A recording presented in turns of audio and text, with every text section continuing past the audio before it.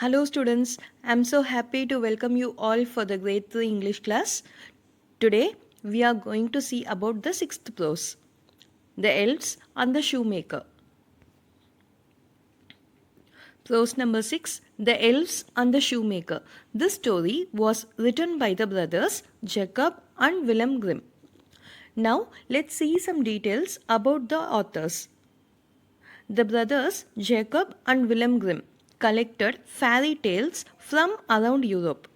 They are one of the best known storytellers of folk tales.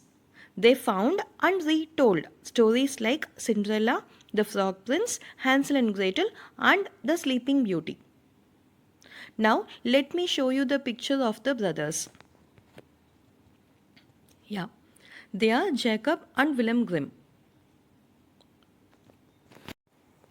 The brothers Jacob and Wilhelm Grimm were German academics, cultural researchers, and authors who together specialized in collecting and publishing folk tales during the 19th century.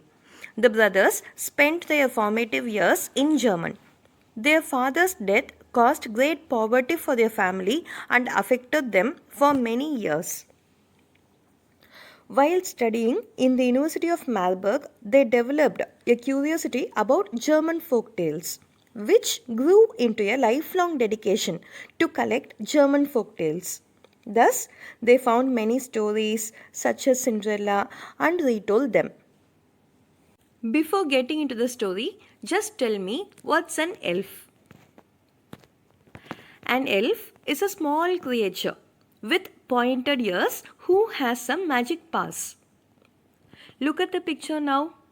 That small boy, he is an elf. Okay, he is a very small creature with pointed ears. Look at his ears. The ears are pointed. Okay, he has some magical powers. Okay, now tell me the plural for the word elf. The plural of elf is elves. Okay, look at the spelling dears. E-L-V-E-S. Okay, the plural for the word elf is elves. Before getting into the session, we shall have a warm-up. We are helped by many people, animals and things every day. Form groups and discuss how they help you. Now we shall discuss about our parents or friends or neighbors, like how they are helping us. Okay, first is your family. How will your family help you? Your family, like your mother and father, they will help you with the homework. They'll give you food and clothes. They will take you out for computer class or karate class, whatever it may be. They take you out and you are very safe in your parents' hands. Am I right? They are taking care of you. Next is your friends. How will your friends help you? You can sit and chat with your friends. If you want anything, you can ask your friends. They will be ready to help you. Then how about your neighbors? Neighbors means next home. If you have any issue or any problem, you can approach your neighbor. Like if you're not having any medicine, you can approach them. Your neighbors will be ready to help you. Okay? Then your teacher. How will your teacher help you? If you have any doubt, you can approach your teachers. They will clarify your doubts. Okay? Then animals. In what way do the animals help us? We get milk from the cow. In that way, the cow is helping us. We are getting milk from the cow. Then how about the dogs? The dogs, they guard our house. In such way, many animals also help us. Okay, then how about the trees? Yeah, obviously the trees give us fruits, flowers. Okay, then air is very important. We get oxygen from the trees. Okay, in that way trees are also helping us. Now we shall get into the prose. Reading. This story is about a poor shoemaker whose life changes when magic happens. Let's read to find out more. Once upon a time, there lived a poor shoemaker. Though he was honest and hardworking, he never made enough money. He and his wife ran the household with great difficulty. Sometimes all they had to eat was a piece of bread. The shoemaker saved some money and finally had enough to buy a piece of leather. He could make only one pair of shoes with it. So what they are telling is, once upon a time there was a shoemaker. That shoemaker, he was very poor. Okay, though he was very honest and hardworking. That poor shoemaker, he was very honest and he was a hardworking person. But still, he did not have enough money to buy even his food. Okay, he and his wife, they were suffering a lot. They were with great difficulty. They could not run their family.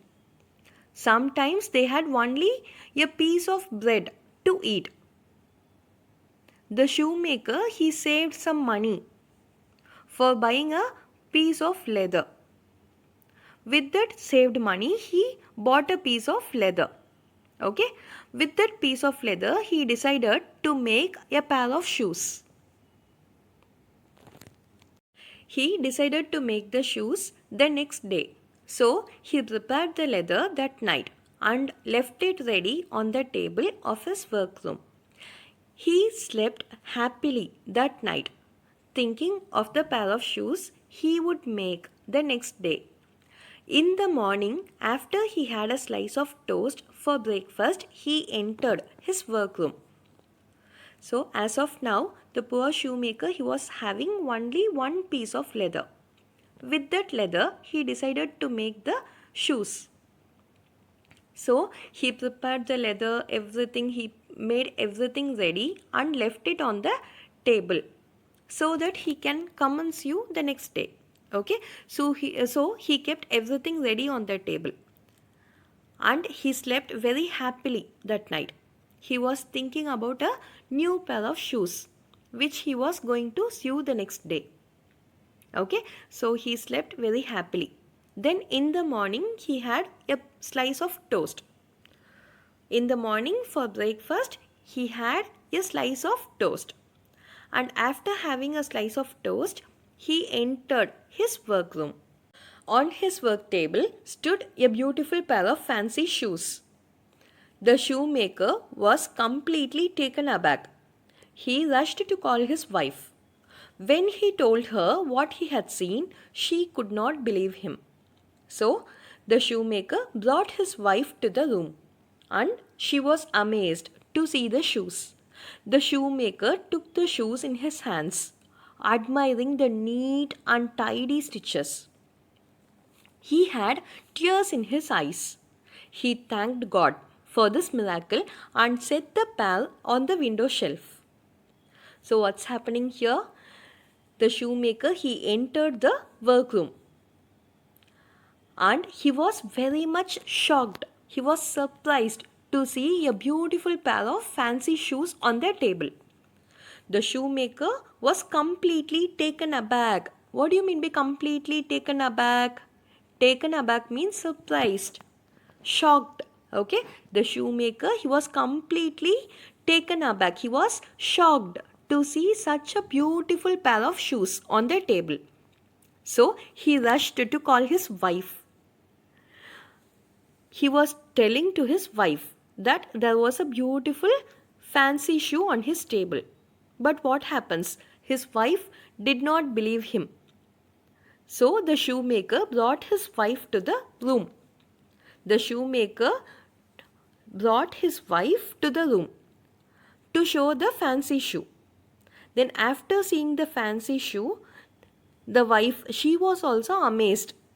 She was also shocked to see the beautiful shoes. After that, what happens? The shoemaker took the shoes in his hands and admiring the neat and tidy stitches. The shoemaker was admiring the neat and tidy stitches on the shoes. The shoe was beautifully stitched. It was very neat and tidy. Okay, he was admiring the shoes. While admiring, he had tears. Tears means waters from the eyes. His eyes were watering. He had happy tears in the eyes. He was thanking God for the miracle. And after thanking the God, what happened? He set the shoes on the window shelf. A rich merchant was passing by the shoemaker's window. When he spotted the attractive pair of shoes, he went inside and bought them, paying a handsome price. After such a long time, the shoemaker and his wife had a proper meal that day. That evening, the shoemaker bought enough leather to make 2 pairs of shoes. He cut and shaped the shoes with great love and care. By the end of the evening, he was tired. He laid everything out and left the room. He thought that he would come back the next morning to complete the work. So what happens? The shoemaker, he kept the shoes on the window shelf, right? After some time, a rich merchant, he was crossing the window shelf. By that time, the rich merchant, he saw the shoes, attractive shoes on the shelf. He liked it very much. So, the rich merchant, he decided to buy the shoes from the shoemaker. So, what happens? The rich merchant, he entered the shoemaker's house and he bought the shoes by paying a large amount. Okay, so after a long time, the shoemaker and his wife had proper meals. So far, they were eating only a piece of bread, isn't it? So after a long time, they both had a proper meal. Okay, then with the remaining amount, the shoemaker, he decided to buy enough leather. Okay, with the remaining amount, the shoemaker decided to buy some leather for making 2 pairs of shoes again. So after some time, he bought the leather and with great love and care, he cut and shaped the shoes with that leather. Okay, after some time, like by evening, he became very tired. So what happens? He laid everything on the table and he left the room. Okay, the shoemaker, he thought of sewing the shoes the next day. Okay, he thought of completing them next day. So he left the room now. The next morning, the shoemaker woke up early. He bathed and prayed, ate his humble breakfast, and then stepped into the room where he worked. Lo and behold, once again he found 2 stylish pair of shoes waiting for him on his work table. With a prayer on his lips and a tear in his eye, the shoemaker once again thanked God for his fortune. That day, 2 more rich clients bought the shoes at a very good price. Again, the shoemaker bought more leather and left it in the room. The next day, he found 4 pairs of attractive new shoes on his work table. This went on for some time. So what happens here? The shoemaker, he decided to stitch the shoes the next day, isn't it? So the next morning he was coming to the room. He woke up early and he bathed and prayed. And he ate his humble breakfast. He completed his humble breakfast. What do you mean by humble? See, simple. Okay, simple. He had his simple breakfast and after having the breakfast, he stepped into the room for stitching the shoes. Okay, lo and behold, what happened once again? Once again, he found 2 stylish pairs of shoes. Okay, he found 2 stylish pairs of shoes on the table. Again, the shoemaker, he became very shocked. He was very shocked to see 2 pairs of shoes on the table once again. So, with a prayer on his lips and a tear in his eye, the shoemaker once again thanked God for his fortune. What is he doing again? The shoemaker, he was thanking God for giving him such surprises. Okay? That day, 2 more rich clients bought the shoes at a very good price. So again what happens? Again 2 rich clients. two rich people, okay, two rich businessmen. They bought the shoes at a very good price. They bought the shoes from the shoemaker by giving a large amount once again. Okay, again the shoemaker bought more leather and left it in the room. So with that money also, the shoemaker was again buying leather for stitching more and more shoes. Okay, with that money he bought some leather and left everything in the room. Okay, the next day he found 4 pairs of attractive shoes on the table. Okay, he was again surprised to see 4 more attractive new shoes on the table. Okay, so like this it went on for some more days. Soon the shoemaker became quite rich. He could buy lots of leather and make many pairs of shoes at once. Before Christmas, the shoemaker's wife suggested they find out who was helping them with the shoes that night. So, the couple hid behind the curtain of the workroom and stood in absolute silence. Right after midnight, the window opened and two small elves entered the rooms. They were dressed in dirty and torn clothes. They sang and hummed to themselves and worked on the pieces of leather that were sitting on the table. The shoemaker and his wife were so grateful that they nearly came out of their hiding place and thanked them. But they did not move so as not to scare the elves. So what happens? The shoemaker, he became very rich by selling the shoes daily. Okay, with that money he buys lots of leather daily and he makes many pairs of shoes. Before Christmas, the shoemaker's wife, he suggested that they have to find out who was helping them. So they decided to find who were helping. So the couple hid behind the curtain of the workroom. So one night what's happening?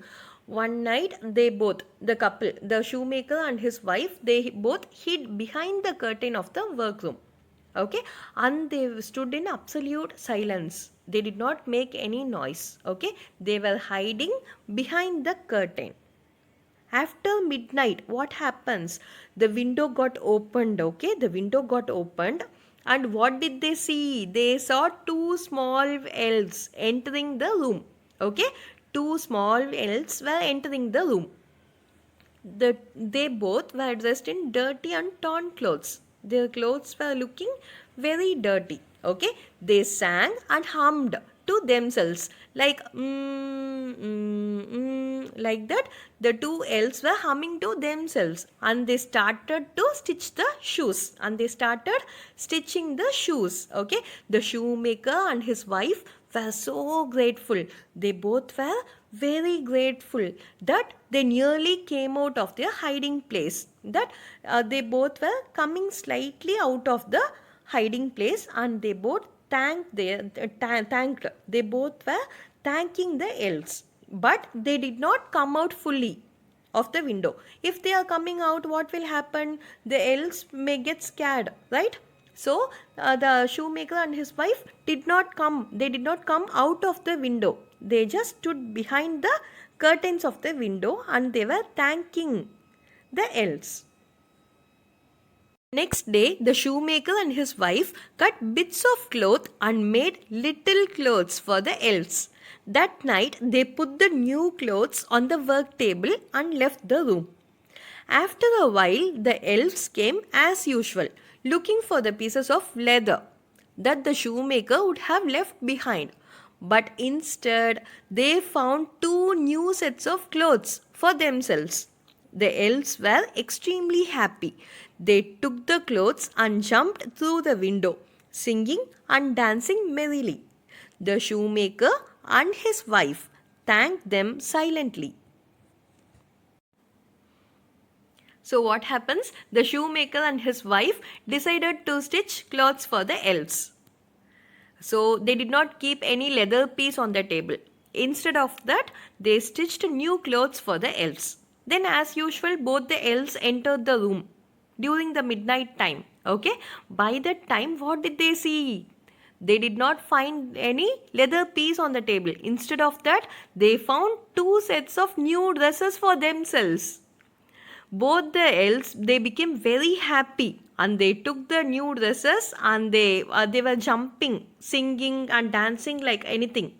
They both became very happy looking at their dresses. So they took their dresses and went out. As usual, through the window, they were singing and dancing merrily. They went outside. Okay, the shoemaker and his wife also, they both were thanking the elves silently. Okay.